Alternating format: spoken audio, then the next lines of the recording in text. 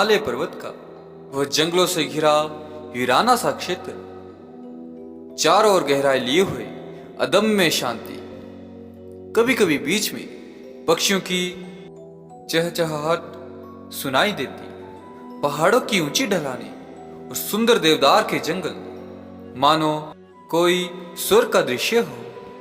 देवदार के वृक्षों से हवा के चलने पर तिनके की भांति दिखने वाली पत्तियां जमीन पर गिरती तो आभास होता मानो देवता एवं अप्सराएं स्वर्ग से पुष्पों की वर्षा कर रहे हैं। पहाड़ों की सीमा में प्रवेश करते हुए 3 नौजवान युवक एक कपालिक अघोरी के साथ उस शांत परिवेश में चलते जा रहे हैं। उसमें से एक युवक, जिसकी तोंद बाहर निकली हुई, चेहरा खुश मिजाज, मुस्कान से बिखेरता हुआ, वेशभूषा से पहाड़ी प्रतीत होता दिखलाई पड़ रहा था। कभी कभी वह हंसी मजाक करते, अटखेलियां करते हुए न जाने क्यों किस तलाश में पहाड़ों की ऊपर की ओर बढ़े जा रहे थे। कभी हाँफते, कभी थकते, कुछ आराम करने के पश्चात वह उठकर फिर चलने लगते, मानो अभी लंबा सफर तय करना था। उनमें से एक युवक पुनः कहता है, अघोरी महाराज, वास्तव में हमारे गुरुदेव अत्यंत उच्च कोटि के साधक हैं। उन्होंने अपना संपूर्ण जीवन साधना के प्रति ही समर्पित कर दिया है। उनकी सिद्धियों एवं चमत्कारों से भारत ही नहीं, विश्व के अनेक अध्यात्मवेता उन्हें अपना गुरु मानकर अपनी साधना को लक्षित करते हैं।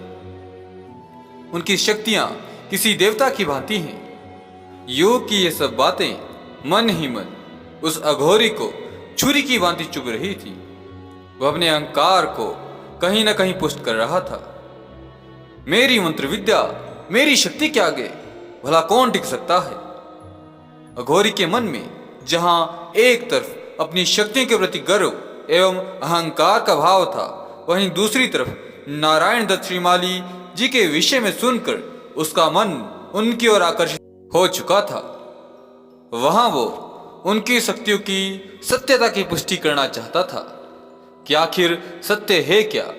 वहीं दूसरी तरफ उसका मन इस तथ्य को स्वीकार नहीं कर पा रहा था कि आखिर कैसे एक गृहस्थी इस अघोरी से साधना पथ में इतना आगे बढ़ सकता है। एक बार मिलकर उसकी परीक्षा अवश्य ले लेनी चाहिए, परंतु उसने अपने मन के ये भाव नारायण दत्त श्रीमाली जी के शिष्य के समक्ष प्रकट नहीं होने दिए। दरअसल सुभाष नित्य की ही भांति शिवालय से लौटकर घर वापिस आ ही रहा था। तभी मार्ग में पड़ोस के घर में आए एक अघोरी से उसकी आंखें दो चार होगी, जो 15-20 लोगों को इकट्ठा कर अपनी सिद्धियों के चमत्कारों से सभी को नतमस्तक कर रहा था। यह खेल कुछ देर तक सुहास भी देखता रहा। पहले तो सुहास ने अघोरी की बुरी बुरी प्रशंसा की, परंतु बातों ही बातों में अघोरी पर कटाक्ष भी करने लगा। महाराज, बेशक आप पहुंचे हुए सिद्ध हैं, आपने बहुत सिद्धियां हस्तगत कर ली हैं, परंतु महाराज, वह मार्ग हमेशा से ही संशय एवं समाज में घृणित दृष्टि से देखा जाता रहा है, और ना तो यह मुक्ति देने में संभव है और ना ही भक्ति। यह सब बातें अघोरी के मन को तीर की भांति हृदय पर जा लगी। सुभाष ने आगे बोलना जारी रखा, मेरे पूज्य गुरुदेव, जिन्होंने दक्षिण मार्ग का स्वावलंबन करते हुए भारत के महान एवं श्रेष्ठ साधकों में अपना स्थान प्राप्त कर देवत्व प्राप्त किया है। कौन है तेरे गुरु? बालक, जरा बता, हमें भी परिचय दे। अघोरी ने गर्वित भाव से कहा। वह अभी हिमालय की कंदराओं में साधनारत है।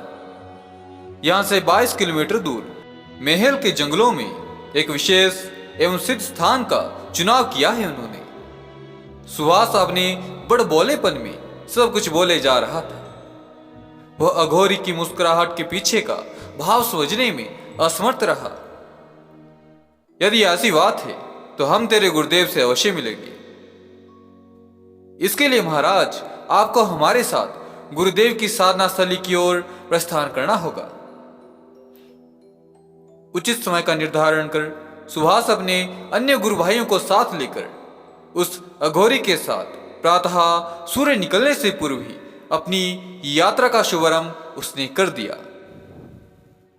साथ में उसके 3 गुरु भाई भी थे।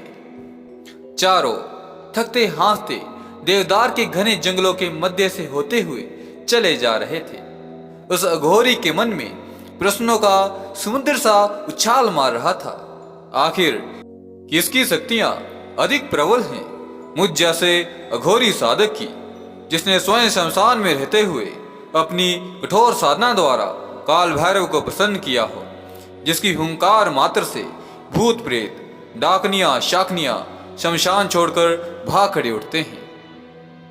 वह अघोरी जो सब साधना द्वारा मुर्दे को भी जीवित कर देता हो और मुर्दे भी जिससे बात करते हो।